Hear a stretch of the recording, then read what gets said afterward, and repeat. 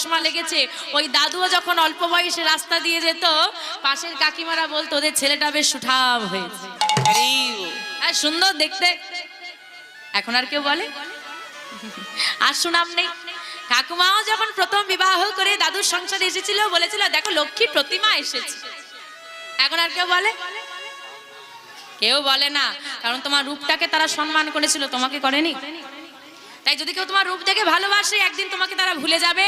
যদি তোমার মনটা ভালো হয়, তুমি যদি সৎ ব্যক্তি হও, মনটা ভালো হয়, মনটা সুন্দর হয়, তুমি বৃদ্ধ তো দূর, তুমি মারা গেলেও মানুষ তোমাকে মনে রাখবে। তাই গৌর হরি হরি হরি বল। তাই রূপটা সুন্দর করার আগে সুন্দর করো মনটাকে। কিন্তু একটা কথাই পরিষ্কার কথা বলে, বাঙালির কথা বাবা, বাঙালির অনেক প্রবাদ আছে, তার মধ্যে একটা বিখ্যাত প্রবাদ হলো, কয়লার কালি যায় না ধুলে, মানুষের স্বভাব যায় না। মানে যে বাঁকা